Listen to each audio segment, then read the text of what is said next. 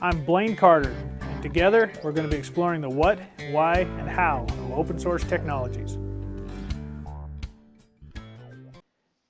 This is a quick video on how to create a compute instance on the Oracle Cloud, which is basically a virtual machine up in the cloud.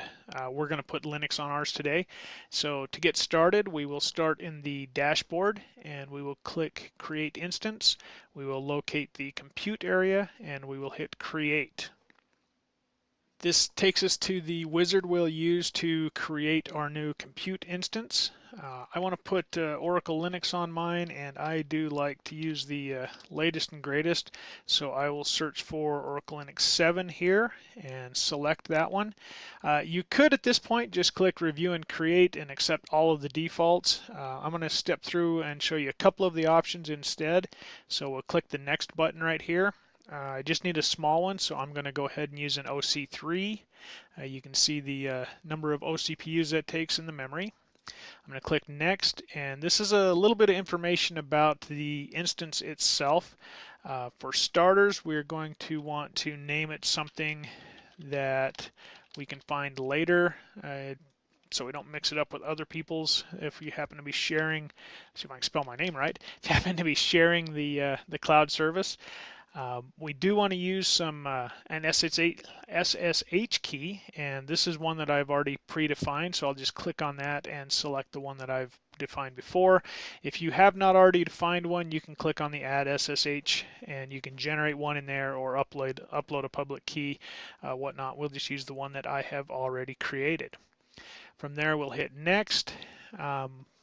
This is network information. I'm going to just accept all of the defaults as they are. I'm going to click Next, and here this is the storage definition. I think 12 gigabytes ought to be plenty for what I'd like to do, and that all looks good, so I'm just going to hit Next and review that I'm using Oracle Linux 7. I'm going to make an OC3 shaped compute instance. The name and label both have my name on it, so I can refer to this later, and everything else looks good. So with that, I'm going to hit Create,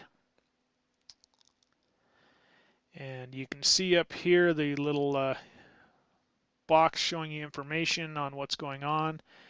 And what it's going to do is it's going to walk through and create this and install Linux and do all of that stuff.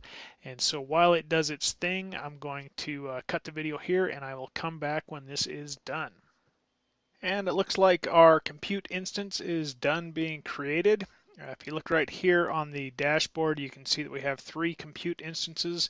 That would be one each for the 2 databases that I have created and the new one that we just created.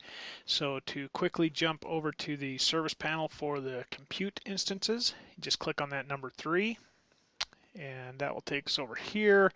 I'm actually using multiple identity domains, so let me switch over to the correct one. And here you can see a list of the compute instances, one for each of the 2 databases and the new one that we just created.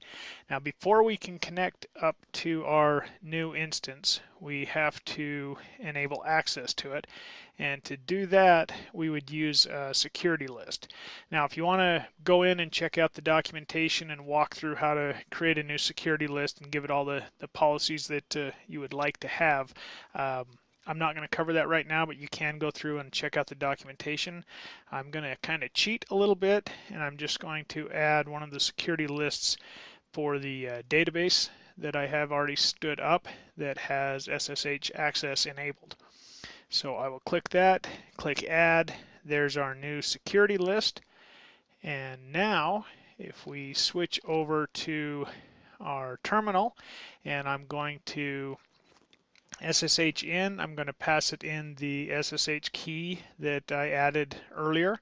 I'm going to log in as user OPC, and the IP address that you can see right there, the public IP address, goes right there. We enter that in the first time we're connecting, so yes, we want to connect, and that's been added. And if we do an ls-la, you can see we're in the home directory for OCP, and there you have it. We are all connected. We stood up a new compute instance. It's got Oracle Linux 7 on it, and you can start off here with doing basically whatever you would like. So I hope you find that video useful, and if you have any questions or comments, feel free to leave comments in the section below. If you like the video, click on like and subscribe to my channel, and thank you for spending your time with me.